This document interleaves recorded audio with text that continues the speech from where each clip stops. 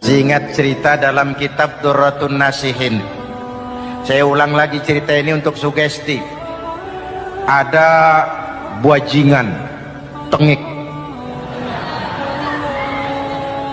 pernah membunuh 99 orang. Satu saat hidayah datang kepadanya, terniat ingin bertaubat. Dicarinya seorang ustadz. Ketemu ustadz kepala ngajar. Ustadz, ya, apa? Saya mau taubat. Diterima apa tidak taubat saya? Emangnya dosa kamu apa? Saya pernah membunuh 99 orang, Ustadz. Ustadznya melotot. Wih, banyak amat. Nggak segampang itu nyawa hak prerogatif Allah. Cuma Allah yang berhak ngambil.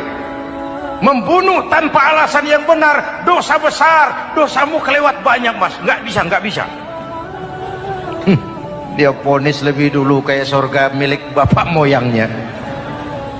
Ini preman kita pikir ini ustadz saya niat baik-baik kok ngomongnya nggak enak. Daripada 99 tanggung. Saya lempengin aja nih urusan dah. Dibabat lagi ustadz. Tamat. Selesai. Pas. Cepet. Niat taubatnya masih terus. Dia mengembara sampai ketemu seorang ustadz yang bijak. Waalaikumsalam Ustadz. Salam. Ada apa? Ustadz, saya mau taubat, diterima apa enggak sih? Oh, sebelum mentari terbit dari sebelah barat, sebelum nafasmu sampai di tenggorokan, Allah akan menerima taubatmu. Boleh jadi dosamu besar, tapi ampunan Allah lebih besar dari dosamu. Begitu Ustaz. Iya. Cuman ngomong-ngomong dosamu apa sih? Ustaz, saya sih tadinya cuma bunuh 99 orang. Terus ada Ustaz ngomongnya nggak enak. Jadi saya cukupin 100.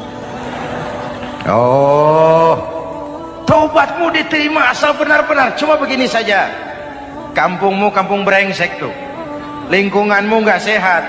Kalau kau pulang ke sana lagi, niat taubatmu bisa lentur dan luntur. Kamu pindah saja, hijrah ke kampung lain yang lebih baik. Baik Ustadz, terima kasih. Wah, ngepak koper, pindah. Belum sampai ke kampung yang dituju, ajal datang merenggut nyawa. Ketika ruh keluar dari jasad, ini malaikat rahmah dengan malaikat azab rebutan. Kata malaikat rahmah, ini jatah saya. Orang ini sudah taubat, tempatnya di surga. Kata malaikat azab, nanti dulu. Taubat sih taubat, 100 bagaimana urusannya? Bertengkar. Akhirnya Allah mengutus malaikat Jibril, kau adili. Kata Jibril, ukur sajalah mana yang lebih dekat, kampung yang dituju atau kampung yang ditinggalkan. Ketika diukur, kampung yang dituju lebih dekat dari kampung yang ditinggalkan. Kata Jibril, dia jatah malaikat rahmah, taubatnya diterima Allah. Nah, kalau mendengar riwayat seperti ini, jangan diartikan bahwa untuk taubat mesti membunuh 100 orang. Ini harus diartikan bagaimanapun besar dosa dan kesalahan yang kita lakukan, jangan putus asa dari rahmat Allah. Sebaliknya, bagaimanapun banyak kebaikan yang kita kerjakan, jangan puas hati dan sombong diri. Kita belum tahu akhir perjalanan hidup ini. Kita hanya berbuat dan berbuat. Kepastian itu haknya Allah. Ada yang masuk neraka karena menyiksa kucing. Ada yang masuk surga walaupun sudah membunuh 100 orang.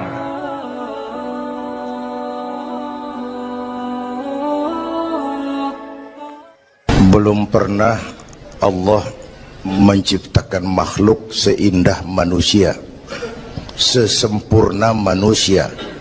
Belum pernah. Itu di Ragunan makhluk Allah puluhan ribu.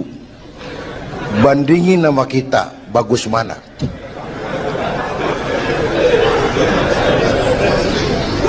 Ada makhluk Tuhan tuh yang disebut malaikat, diciptakan dari cahaya, immaterial, dan karena itu tidak perlu material. Malaikat diberikan akal tapi tidak diberikan nafsu. Kalau malaikat selalu benar, nggak istimewa. Kalau malaikat nggak pernah salah, wajar. Nggak ada yang bikin mereka salah. Material nggak perlu, seksual nggak perlu, sama duit budek, sama perempuan kagak open. Malaikat. Sebaliknya ada makhluk Allah yang namanya binatang, diberikan otak tapi tidak diberikan akal. Mereka hanya diberi nafsu. Sapi kalau udah ngeliat rumput, nggak usah nanya ini rumput halal apa haram,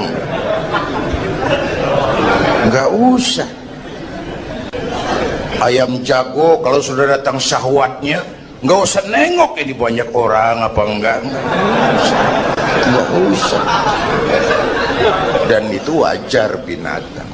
Nah yang ketiga kita manusia, makhluk paling komplek, diberi akal, diberi nafsu. Tiap hari sejak bangun tidur sampai tidur kembali terjadi pergolakan perjuangan antara bisikan akal dan nafsu. Kadang akal menang, kita naik jadi malaikat, cuman potongannya manusia. Kadang nafsu menang, kita turun lebih kayak binatang, bahkan lebih rendah daripada binatang, lebih buas daripada binatang. Buas-buasnya sapi, makanannya cuma rumput. Manusia kalau sudah puas itu aspal, kabel telepon, minumnya solar,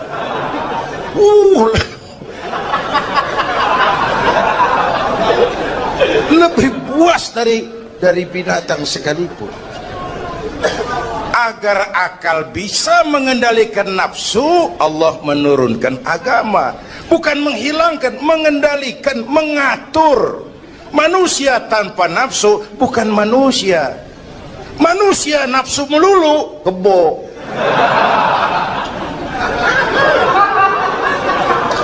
Islam nih, agama nih nggak ngilangin nafsu, ngatur supaya sesuatu pada tempatnya.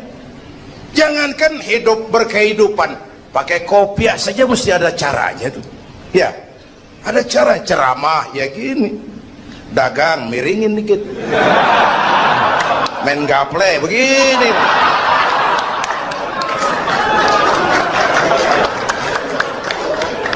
Pakai kopiah aja ada cara aja tuh. Mengendalikan nafsu itu ditempatkan pada tempatnya, bukan menghilangkan nafsu. Laki-laki perlu perempuan, perempuan perlu laki-laki, itu nafsu. Islam ngatur lewat pintu yang disebut nikah.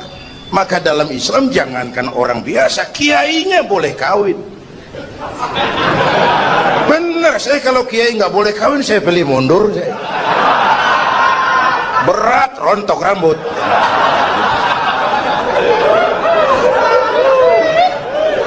Ngatur. Saudara-saudara hadirin yang saya hormati, jadi ternyata di sini bukan perjalanan terakhir. Bahkan ini harus jadi titik awal ke depan, menata hari esok yang lebih pasti dan lebih baik. Pertama, jangan pernah terniat kita akan kembali ke sini lagi. Jangan pernah terniat bahwa kita optimis, itu harus. Bahwa kita semua punya salah, itu pasti. Nih, saya nih, Zainuddin nih, kalau mengharap masuk surga pakai amal yang saya kerjakan sendiri, roman-romannya tipis harapan. Bener.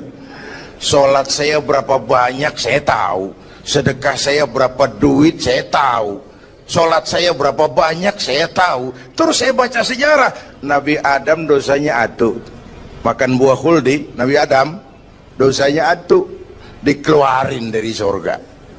Kita dosa banyak, pengen masuk. Kan kagak nyambung nih, nggak nyeklek. Untung Allah itu bukan Tuhan pendendam. Allah itu ramah dan penuh rahmah. Manusia, dosamu banyak, coba kau lihat rahmatku jauh lebih banyak. Manusia, dosamu besar, lihat ampunanku jauh lebih besar. Kau nangis di hadapanku, aku senyum melihatmu. Kau berjalan menujuku, aku lari menyambutmu. Sini manusia, sini. Itu yang bikin kita optimis. Allah ramah dan penuh rahmah. Tuhan kita bukan Tuhan pendendam.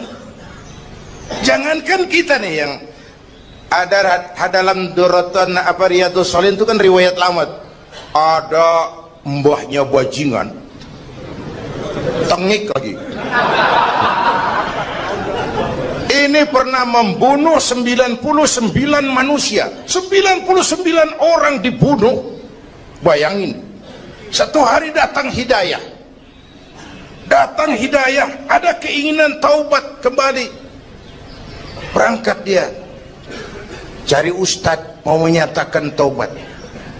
Yang ditemuin ustadz belum tapi matang, masih mengkel. Assalamualaikum ustadz. Salam. Kenapa ustadz? Saya mau nanya, apa? Saya mau taubat, bisa nggak sih? Emang dosa ente apa?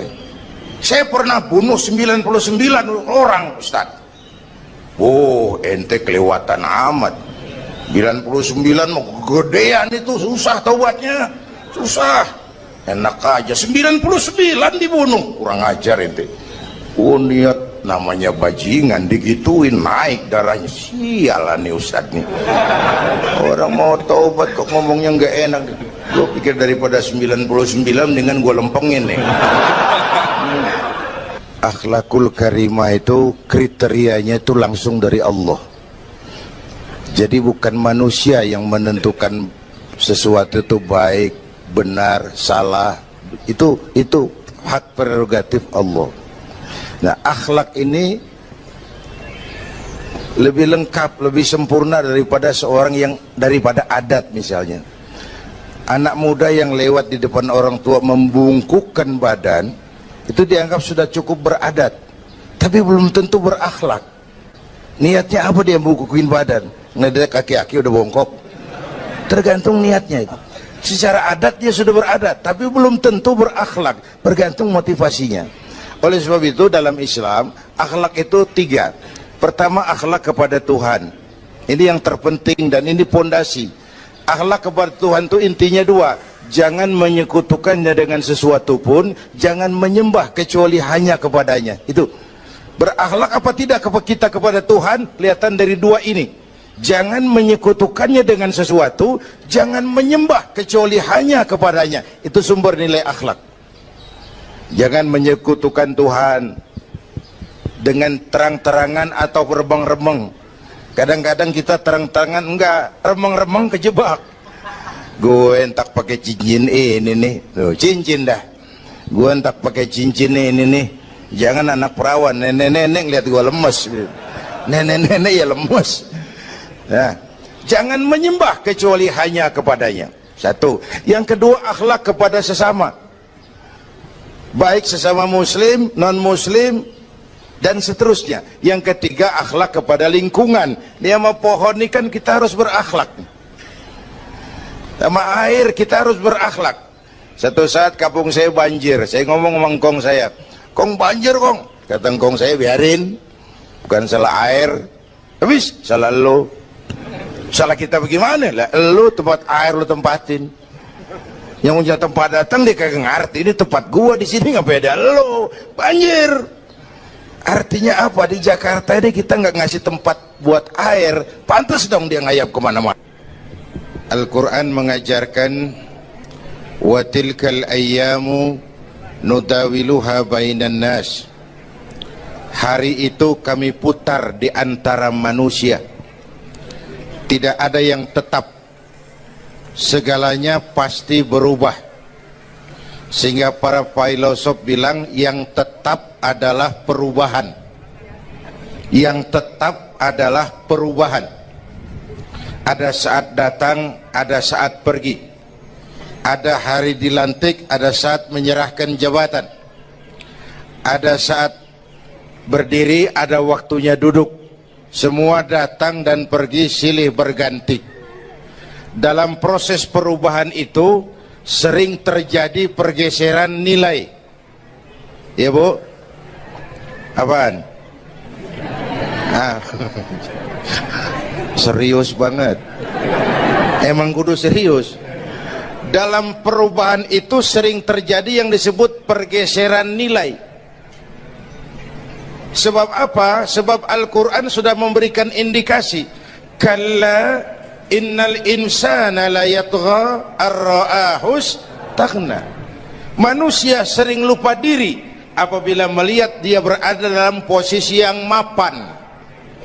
Baik kemapanan itu karena kemampuan intelektual, karena kekuatan materi, atau karena faktor kekuasaan. Dikala itu orang sering lentur dan luntur, mengalami proses degradasi. Banyak orang tadinya dengan lantang teriak berantas korupsi, ganyang korupsi, cuma karena belum dapat kesempatan. Begitu dapat kesempatan, korupsinya lebih gila dari yang diteriakin. Ada nggak yang model begitu? Di luar negeri. Di luar negeri, luarnya lagi malah. Terjadi proses degradasi. Makanya saya sih ngarepin ini menteri-menteri kabinet baru kayak yang kemarin dilantik, DPR baru, saya ngarepin waktu dilantik tuh baca doanya nawaitu sauma godin. Niat puasa dulu deh. Ini negara lagi kurang tapi bagus, ekonomi masih gonjang ganjing, rakyat masih Senin Kemis. Nawaitu sauma godin dulu deh. Nunda dulu, nunda tempe boleh habis maghrib, nunda entaran tahu boleh habis maghrib. Menteri mau naik mobil mewah boleh, ntar kalau ekonomi udah mendingan, rakyat napasnya udah pada lega. Nawaitu saum, ini malah dilantik malah Allahumma lakasumtu. Doa buka puasa yang dibaca habis rakus semua jadi.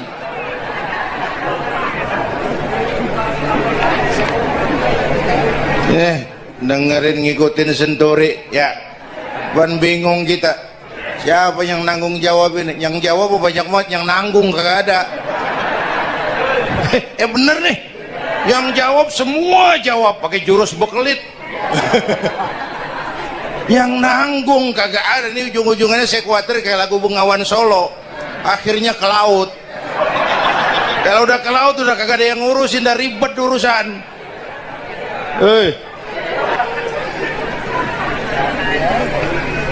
Kita ini sekarang banyak yang merasa pinter tapi tidak pinter merasa. Akibat era informasi kita banyak tahu tapi nggak tahu banyak. Coba dong, siapa aja ngomong apa aja diomongin, begitu dia dalemin gue juga katanya. Banyak tahu tapi nggak tahu banyak. Merasa pinter tapi nggak pinter merasa.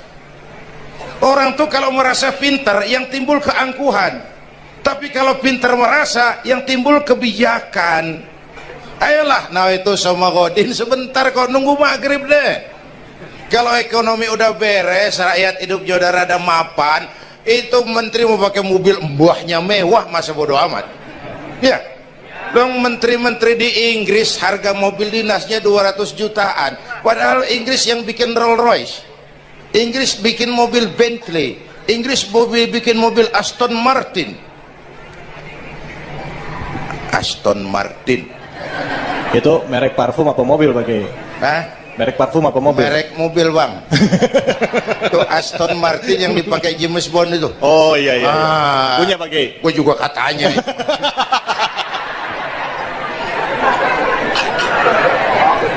Lah mobil menterinya harga 200 jutaan.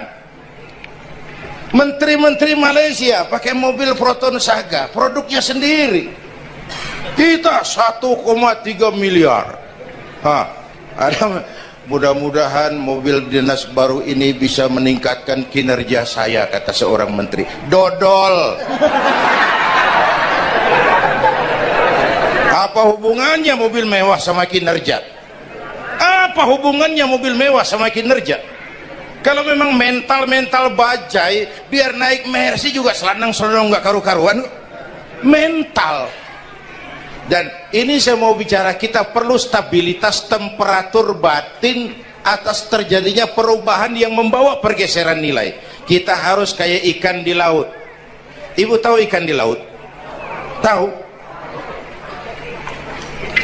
Itu katanya ikan di laut udah Kristen semua. Sebab yang paling gedenya paus.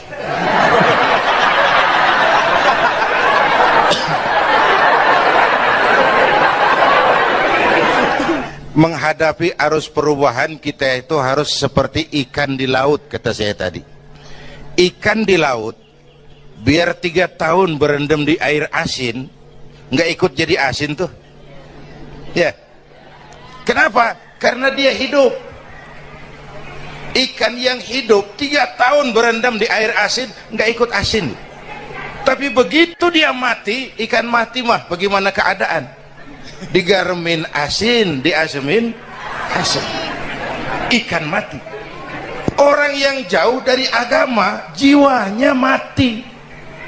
Kalau jiwanya mati, gampang diasem garemin lingkungan. Dekat sama ustad, kalem kayak ustad. Dekat sama tukang mabok, teler aja lagi. Gue sih bagaimana yang nyamper aja gue mah. Gampang diasem garemin lingkungan. Tapi orang yang jiwanya hidup, silakan buka tempat pelacuran di samping rumah saya, pantang saya ikut. Silakan buka tempat judi di depan rumah saya, nggak bakalan saya ikut.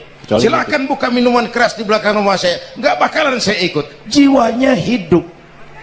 Dan jiwa akan hidup kalau agama hidup di hati kita. Kita tidak bisa menghindari perubahan.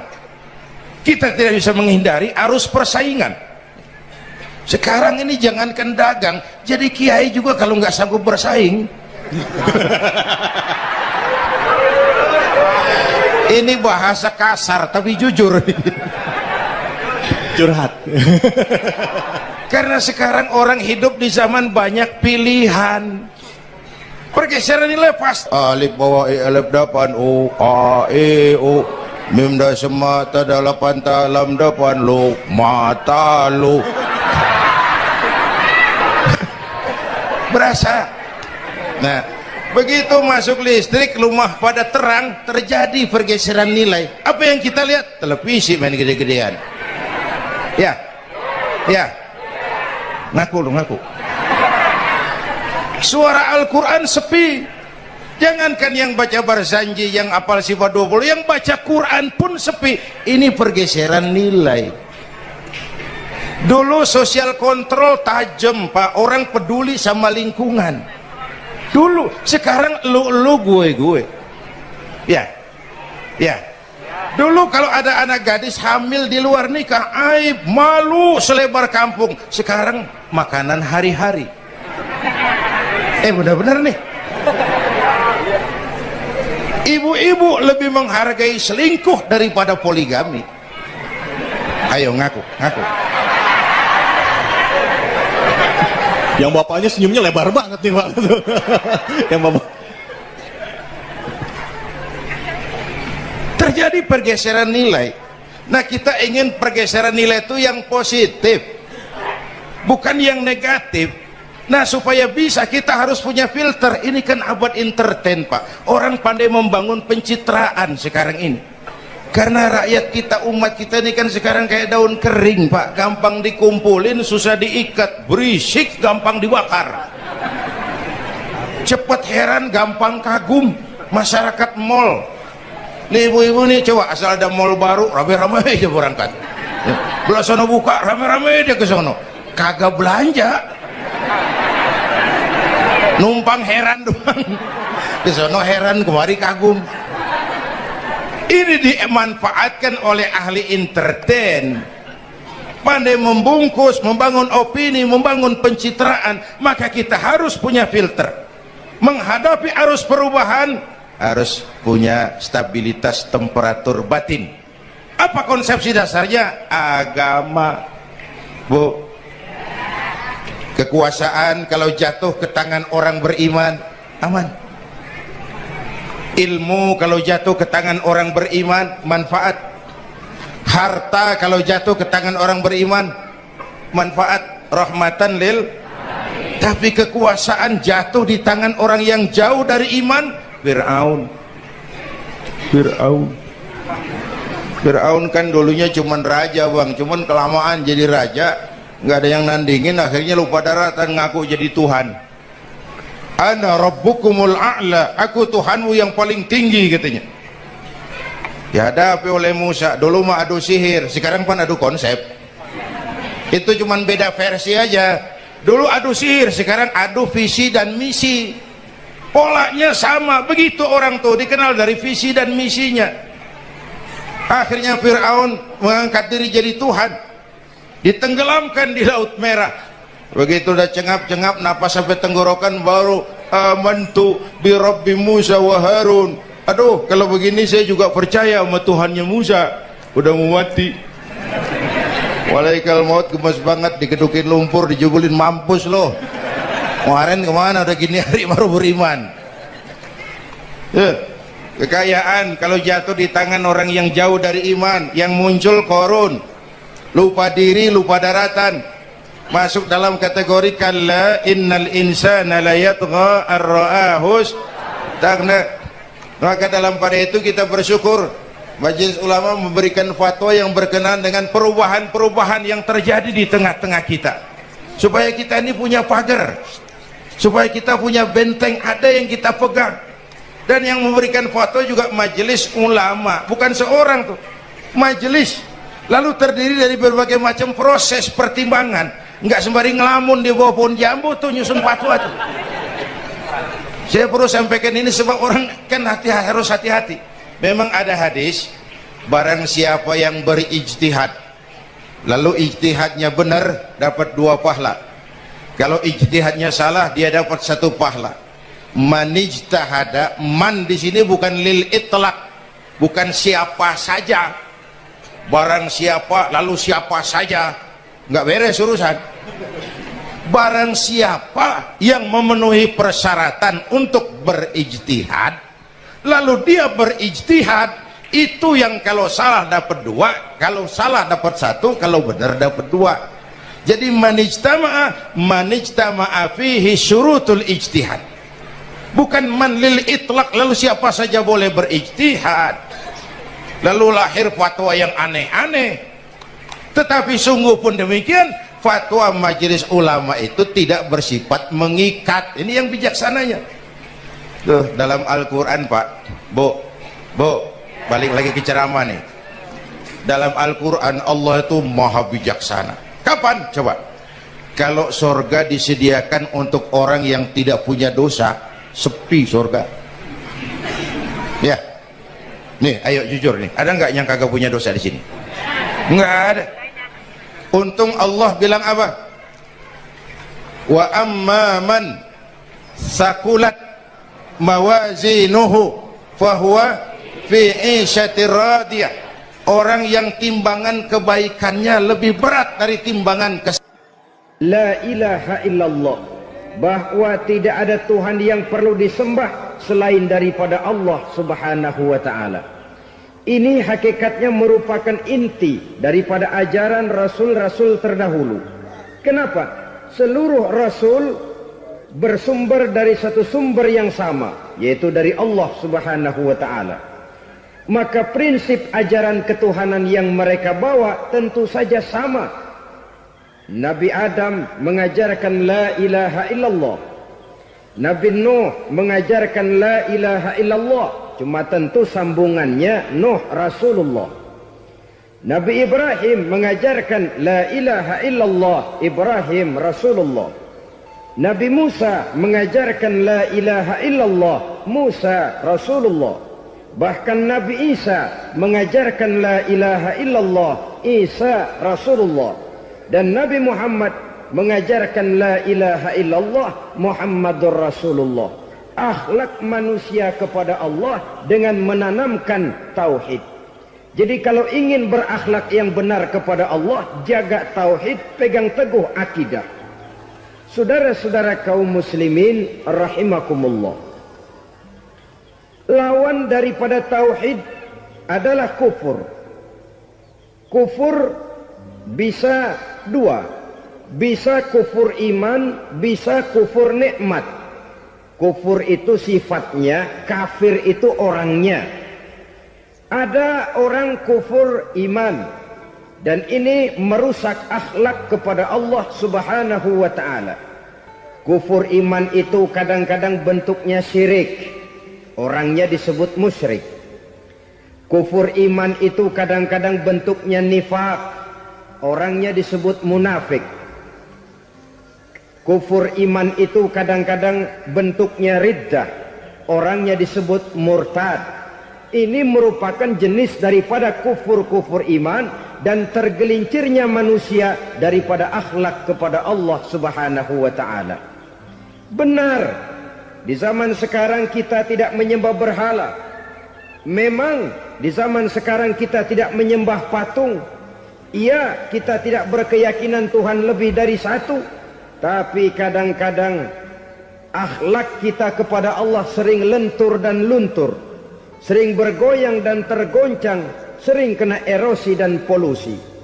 Bahwa kita tidak menyembah Latta, Uzza, Manat dan Hubal seperti masyarakat jahiliyah dahulu, memang. Tapi Latta zaman sekarang, Uzza zaman sekarang, Manat dan Hubal di zaman sekarang, berhala-berhala di abad kita sekarang ini, kadang-kadang bernama harta, kadang-kadang bernama wanita, kadang-kadang bernama tahta, mungkin juga bernama Toyota. Sesuatu yang lebih kita agungkan daripada Allah, menjelmalah dia menjadi berhala-berhala di zaman kita sekarang ini.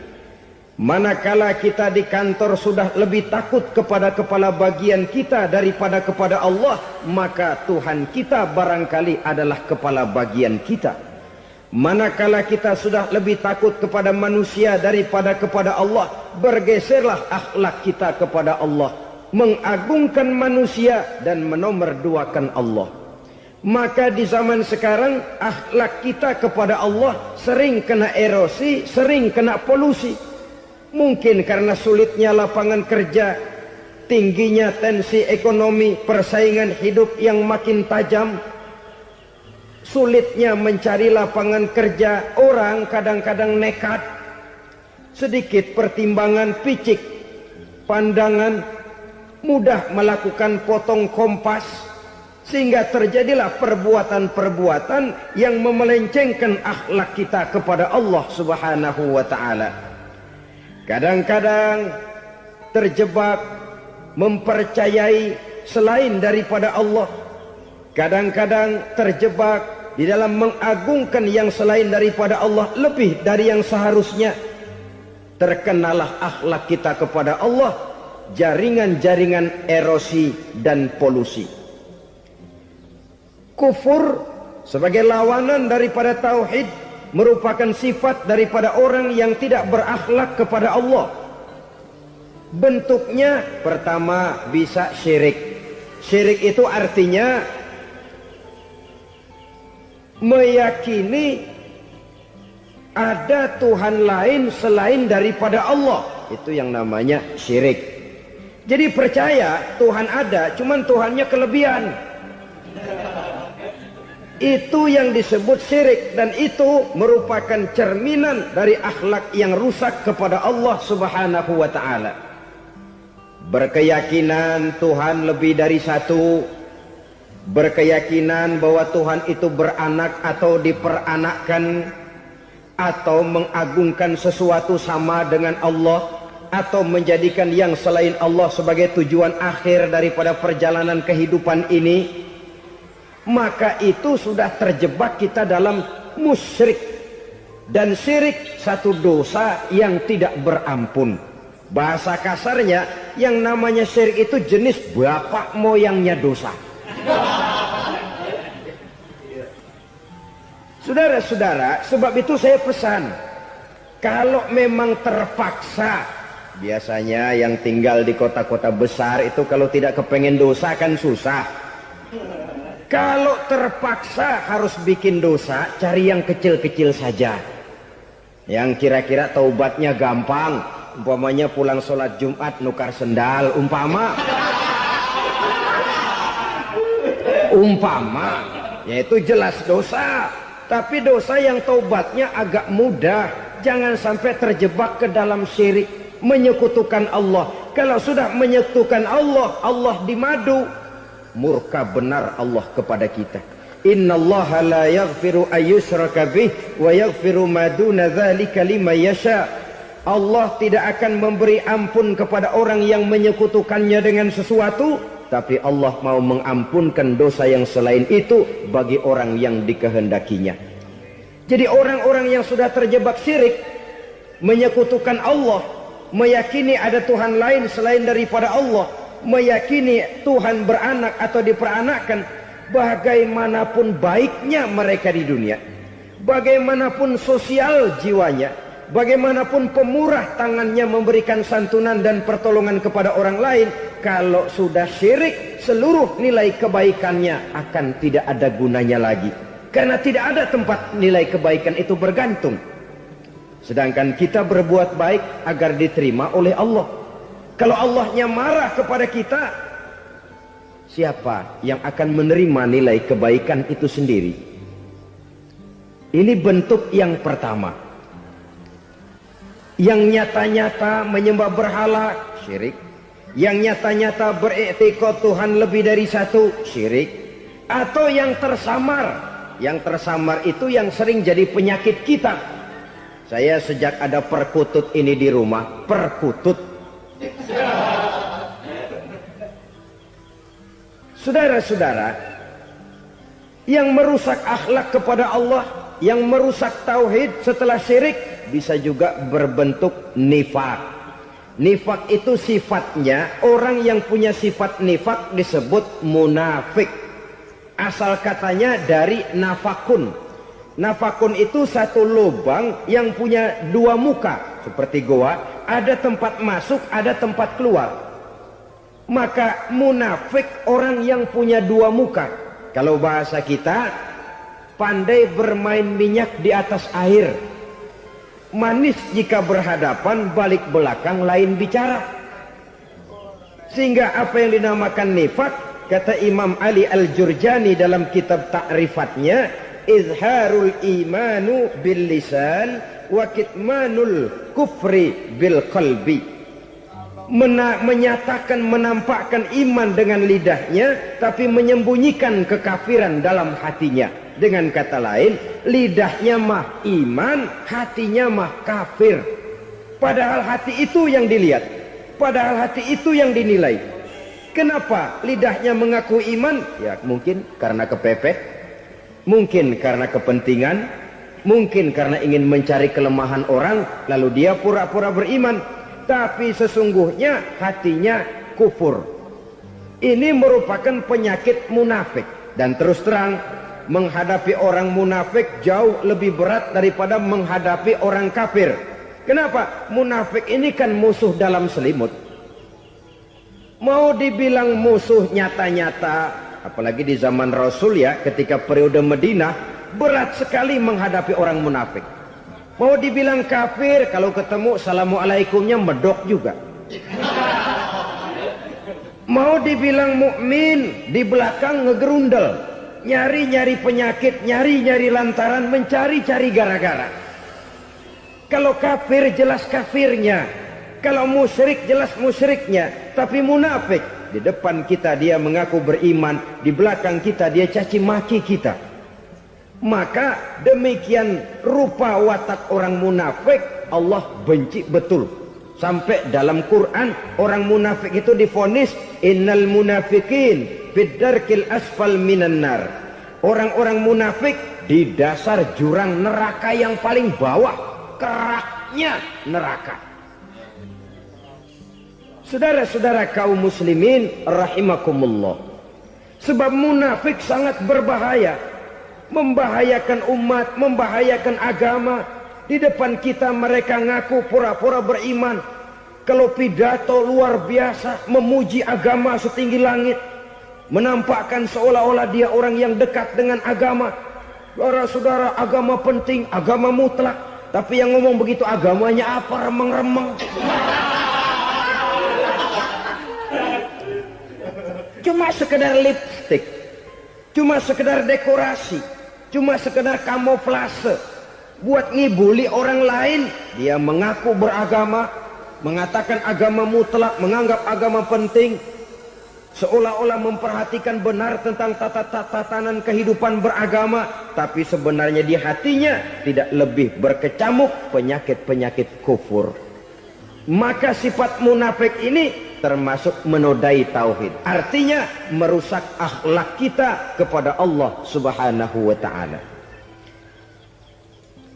Sifat yang ketiga yang juga merusak akhlak kita kepada Allah dinamakan riddah. Riddah itu sifatnya, orang yang punya sifat riddah disebut murtad. Murtad keluar dari Islam. Keluar dari Islam tentu tadinya di dalam Islam. Oleh satu perbuatan dia bisa menjadi murtad. Misalnya tadinya dia iman benar kepada Allah, tapi melarat. Kadang-kadang sehari masak, 3 hari libur. Akhirnya oleh kesulitan ekonomi dia tidak kuat. Ada yang menawarkan kebaikan, dibawain supermi, dibawain obat-obatan, diberikan beras. Goyah imannya. Keluar dia dari Islam, ikut agama orang yang memberikan pertolongan kepadanya, memilih kesenangan sebentar dengan mengorbankan kebahagiaan yang kekal. Maka orang semacam itu riddah sifatnya, murtad orangnya, keluar dari Islam.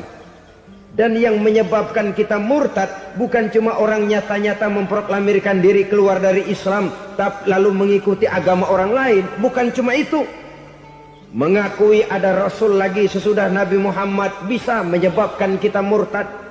Mengingkari nikmat Allah bisa menyebabkan kita murtad. Meyakini semua agama benar bisa menyebabkan orang menjadi murtad. Meragukan kesempurnaan dan kelengkapan Al-Quran bisa menyebabkan orang jadi murtad. Mengingkari sunnah bisa menyebabkan orang menjadi murtad. Banyak hal-hal yang bisa mendatangkan penyakit riddah dan membuat pelakunya menjadi murtad. Dan ini menodai akhlak kita kepada Allah Subhanahu wa ta'ala. Itu tadi kufur iman, saudara-saudara. Nyata-nyata mengingkari Allah, baik dalam bentuk syirik, nifak, ataupun riddah. Kufur yang kedua dinamakan kufur nikmat. Apa itu kufur nikmat? Sitru nikmatil mun'im au ya'malu fi mukhalafatil mun'im. Menutup-nutup nikmat Allah, atau melakukan perbuatan yang menentang, bertentangan dengan kehendak yang memberikan nikmat. Jadi kufur nikmat pertama, nutup-nutupin Tuhan. Tuhan jalingin. Duit lu banyak amat, dari mana? Gua kerja. Lalu kerjanya nomor 1. Orang yang berakhlak kepada Allah, dia akan menjawab, kamu uangnya kok banyak, dari mana? Rizki dari Allah. Caranya, saya kerja. Kerja itu cara, rizki itu dari Allah datangnya. Bukankah di zaman sekarang kita sering terpleset? Ini merupakan cerminan dari rapuhnya akhlak kita kepada Allah Subhanahu wa ta'ala. Karena usaha saya memang, karena saya peras keringat banting tulang, tentu. Tapi sadarkah kita bahwa sepanjang yang bisa kita lakukan cuma berusaha, peras keringat banting tulang?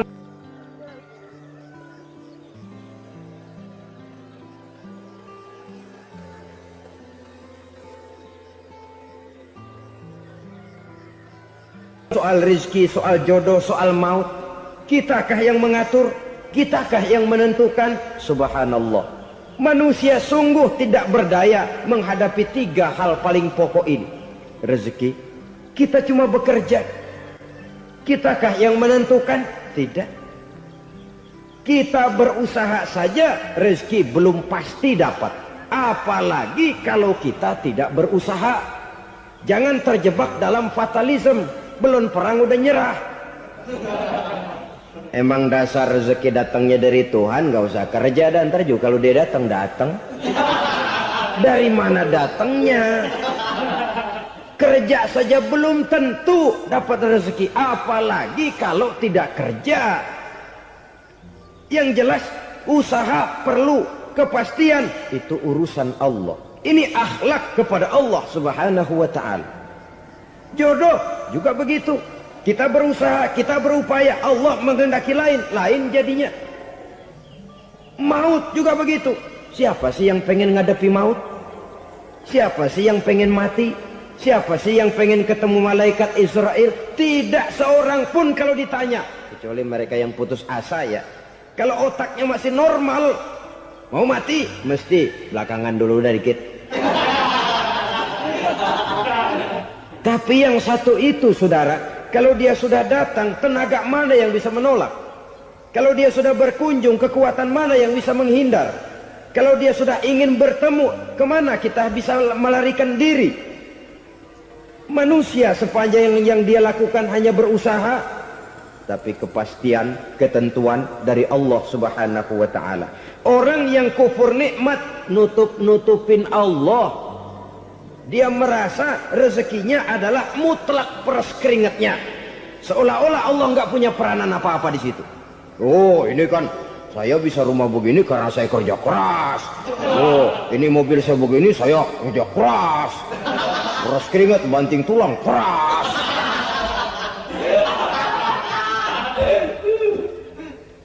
Saudara-saudara kaum muslimin rahimahkumullah. Jadi menutupi Allah.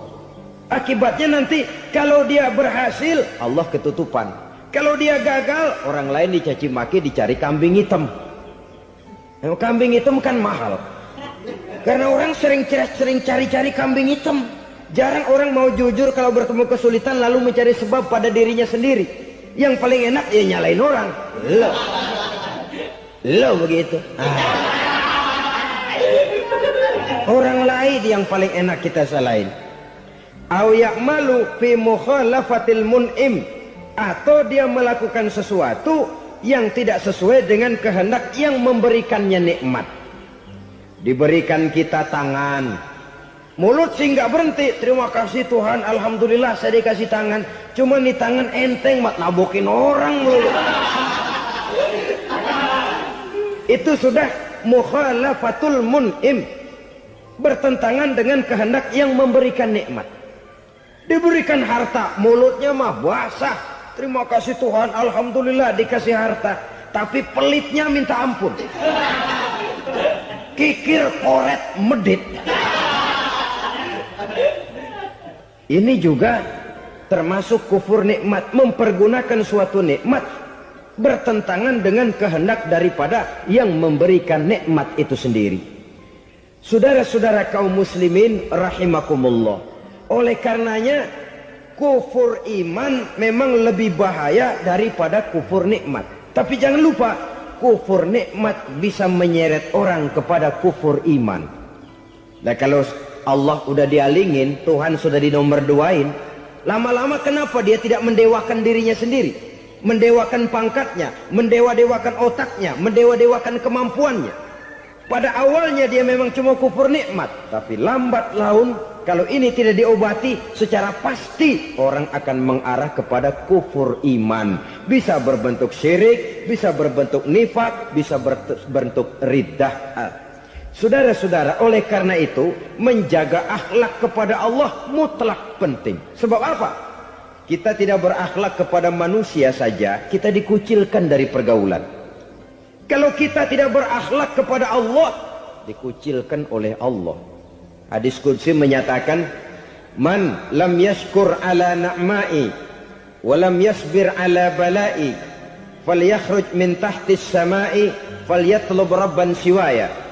Kata Allah, siapa orang yang tidak mau bersyukur terhadap nikmat yang aku berikan kepadanya dan tidak mau sabar terhadap ujian yang aku berikan kepadanya, falyakhruj min tahtis samai, persilahkan saja keluar dari kolong langitku.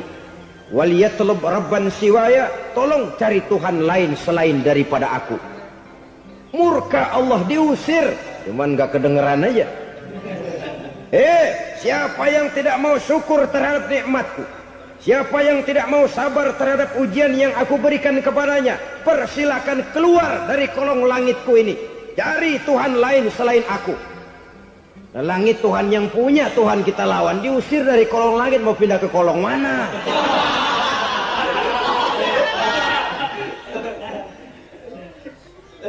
Jadi jangan merasa kufur nikmat kan enteng. Iya, kelihatannya begitu, tidak sebahaya kufur iman. Tapi kufur nikmat ini merupakan anak tangga yang kalau kita sudah mulai naik, kita akan naik terus sampai kepada tingkat di mana kita mengalami kufur iman.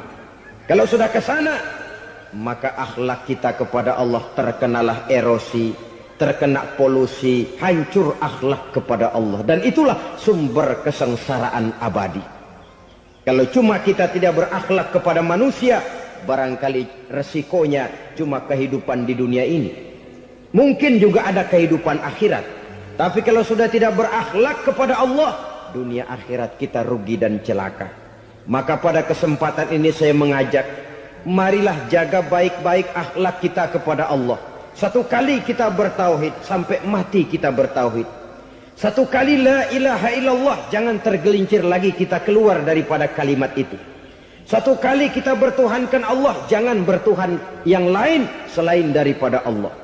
Jangan sekutukan Allah, jangan samakan Allah dengan sesuatu, jangan mengangkat yang lain sama agungnya dengan Allah. Sebab dengan demikian kita seolah-olah sudah mengotori akhlak kita kepada Allah Subhanahu wa ta'ala.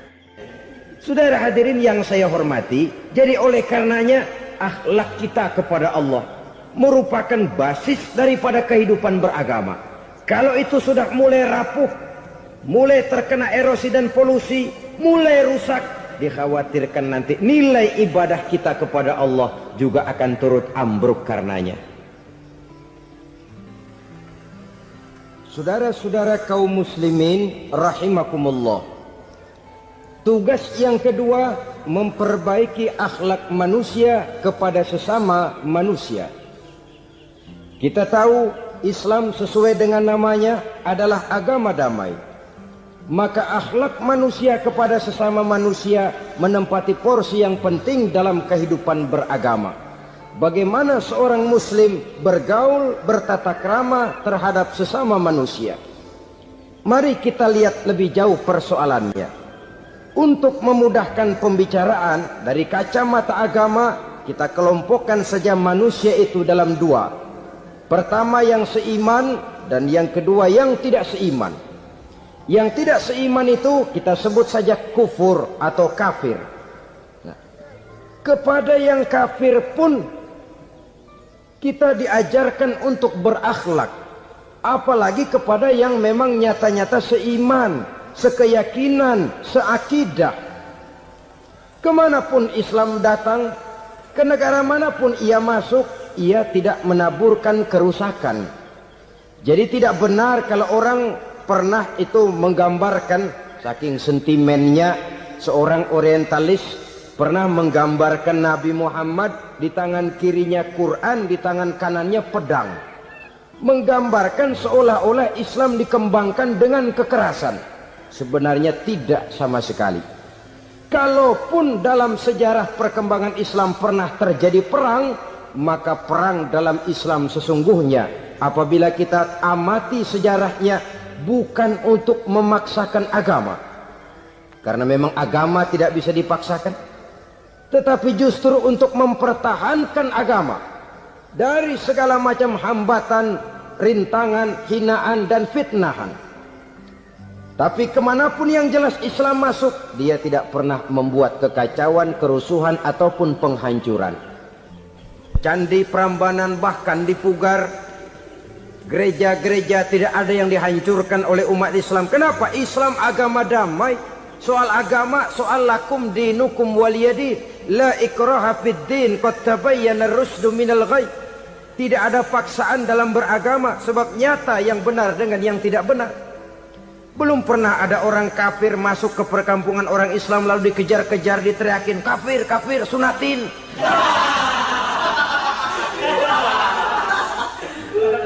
Belum pernah. Kenapa? Islam menghormati orang lain agama. Nah, yang kafir ini macam-macam, saudara. Ada kafir harbi. Nah, ini kafir kerok. Ini kafir yang nyata-nyata memproklamirkan permusuhan kepada umat Islam. Nyata-nyata mengganggu ketenangan umat Islam. Kafir yang seperti ini yang boleh diperangi. Misalnya kita mau sembahyang Jumat dijagain. Nggak boleh sembahyang Jumat, getok palanya. Kafir harbi artinya tantangan perang datang dari mereka, bukan kita yang mulai. Mereka yang buka front. Prinsipnya umat Islam tidak boleh mencari-cari musuh, tapi pun tidak boleh lari kalau ketemu musuh. Musuh jangan dicari, ketemu jangan lari. Karena itu kesan seolah-olah umat Islam ini teroris, umat Islam ini destroyer, umat Islam ini sering menimbulkan keonaran, kerusakan. Sungguh satu fitnahan yang sangat keji. Umat Islam adalah umat yang cinta damai. Islam di masa perkembangannya masuki Eropa melalui Selat Gibraltar, Jabal Tariq, memasuki Spanyol. Islam tidak pernah meruntuhkan gereja. Islam tidak pernah membunuh orang-orang Nasrani. Bahkan Islam mewariskan peradaban dan kebudayaan yang begitu tinggi nilainya di bidang ilmu pengetahuan. Sampai ketika itu Barat banyak mengkaji ilmu pengetahuan dari dunia Islam. Buku-buku berbahasa Arab diterjemahkan ke bahasa Yunani, dipelajari oleh para cendekiawan di negeri Barat sana. Mereka mengambil manfaat yang banyak dari masuknya Islam ke Eropa. Sementara gereja tetap berdiri dengan megahnya. Kuil-kuil tempat peribadatan tidak satupun yang diusik-usik. Kenapa? Islam agama yang cinta damai. Asal dia tidak diganggu, asal kehormatannya tidak dihinakan. Jadi kafir harbi, kafir yang nyata-nyata nantang perang, ngajak berkelahi. Itu kafir yang nyari penyakit. Kafir harbi ini boleh diperangi dengan catatan mereka yang memang mulai. Yang kedua kafir zimmi. Kafir zimmi, kafir yang hidup di tengah mayoritas muslim, tapi mereka mau hidup dengan aman, damai, tenang. Mereka wajib dilindungi. Bahkan Nabi pernah memberikan satu jaminan, man aza zimmiyan faqad azani. Siapa yang mengganggu orang kafir zimmi sama saja dengan mengganggu saya. Kehormatannya dijaga, harta bendanya dilindungi, anak istrinya pun dilindungi. Dan ini jadi kenyataan. Saudara bisa lihat di negara-negara yang mayoritas penduduknya beragama Islam, orang-orang kafir di luar Islam hidup dengan tenang, aman, damai. Di Saudi Arabia, di luar tanah haram, di luar Mekah dan Madinah, banyak orang-orang kafir mencari nafkah. Mereka tenang, aman, dilindungi undang-undang. Begitu di Mesir, begitu di negara Indonesia yang berdasarkan Pancasila ini. Kehidupan beragama menimbulkan gairah, rukun, tenang, aman, damai, sepanjang tidak saling ganggu, tidak saling usik, menghargai orang yang sudah beragama, tidak menjadikan penganut suatu agama sebagai sasaran dari dakwah agama lainnya. Saudara-saudara kaum muslimin rahimakumullah. Jadi memang oleh Al-Quran kita dianjurkan asyidda 'alal kuffar ruhama bainahum. Tegas kepada orang kafir, kasih sayang kepada sesama muslim. Tapi tegas bukanlah berarti marah-marahan, bukan berarti musuh-musuhan, bukan ngajaki perang. Tegas dalam arti punya garis tentang kehidupan beragama, lakum dinukum waliyadin. Soal kehidupan sosial, mari kerjasama. Bangun jalan, ayo rame-rame. Siskamling, mari bebarengan. Bikin puskesmas, mari sama-sama. Tapi kalau sudah soal agama, itu tidak perlu ada toleransi agama. Yang perlu toleransi antar umat beragama. Kalau umatnya mau kerjasama silakan, tapi tidak menyangkut soal ibadah. Jangan kerjasama di bidang ibadah. Itu kerjasama yang salah pasang, saudara-saudara. Sehingga dengan demikian toleransi adalah menyangkut kehidupan antar umat beragama. Sedangkan agama sendiri punya coupling yang nyata. Sehingga dengan demikian tegas kepada orang kafir dalam arti kita punya satu kepribadian. Tidak ngambang. Enggak, lalu kalau ditanya orang, sebenarnya agama lu apa sih? Ah, gua mah gimana musimnya aja. Agama pakai musim kayak rambutan. Akhirnya ya begitu, musim-musiman. Ke masjid kelihatan, ke gereja hayo, ke candi nongol, ke apa? Bingung malaikat bagaimana nyatetnya nih bocah ini. Di mana aja ada. Kita punya satu kepribadian. Saya Muslim dan garis saya ini, lakum dinukum waliyadin. Bagi Tuhan persilakan agama Tuhan, bagi kami agama kami.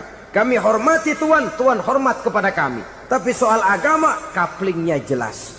Kerjasama, mari urusan muamalah, bidang sosial. Yuk kita siskamling sama-sama dengan orang lain agama. Mari jaga kerukunan, kesatuan, persatuan, kekompakan. Perbaiki jalan yang rusak, mari sama-sama. Mendandani jembatan yang runtuh, mari sama-sama. Tapi sembahyang, couplingnya lain-lain. Sebab Nabi juga dulu pernah ditawarkan begitu loh sama kafir jahiliyah dulu, Quraisy itu. Sudah Muhammad, sekarang begini saja, kita join aja daripada marah-marahan. Hari ini saya oke, menyembah Tuhanmu Allah. Besok gantian kamu menyembah Tuhan kita, Latta, Uzza, Manat dan Hubal. Turun, qul ya ayyuhal kafirun la a'budu ma ta'budun. Soal ibadah couplingnya jelas, tidak boleh dicampur adukkan. Sebab kalau tidak, kita akan mulai kehilangan identitas diri. Dan disitulah krisis kehidupan keyakinan beragama dimulai. Dari krisis identitas. Hujan gede kan mulainya gerimis dulu. Di mana-mana ya gerimis dulu. Gerimis makin lama makin gede. Kita akan mulai dengan kehilangan identitas diri. Dari sana nanti kita malu mengakui keislaman kita. Kalau orang Islam malu mengakui keislamannya, ini kan ironi, menyedihkan. Ngakui Islamnya saja malu. Menonjolkan keislamannya malu, tidak ada rasa bangga beragama. Padahal ini modal dasar. Hanyalah dengan rasa bangga beragama kita lalu konsekuen. Bukan bangga yang tidak konsekuen. Wah, pokoknya kan gua kan Islam, agama yang paling benar. Tapi hidupnya sendiri jauh dari tuntunan Islam. Itu bangga yang tidak beralasan, bangga yang tidak perlu dibanggakan sebenarnya. Kebanggaan yang membuat kita konsekuen dan dekat dengan kehidupan beragama. Jadi dengan demikian saudara-saudara, kepada non-muslim kita juga harus berakhlak. Bukankah ini sudah dicontohkan oleh Rasul? Bagaimana beliau disambiti orang di Taif, yang menyambiti malah didoakan. Bagaimana Suraqah mau membunuh beliau, malah Suraqah didoakan. Bagaimana Abu Jahal dan Abu Lahab saking mangkalnya. Ini Abu Jahal pernah gali lubang di kamarnya sendiri, di depan tempat tidurnya. Setelah dia gali lubang, ditutupin pakai keraras korma. Lalu dia tarik selimut, belagak meriang. Dia pesan pesuruhnya, bilangin Muhammad encangnya meriang. Pamannya sakit, minta ditengokin. Nabi dengan segala husnuzonnya berangkat nengokin.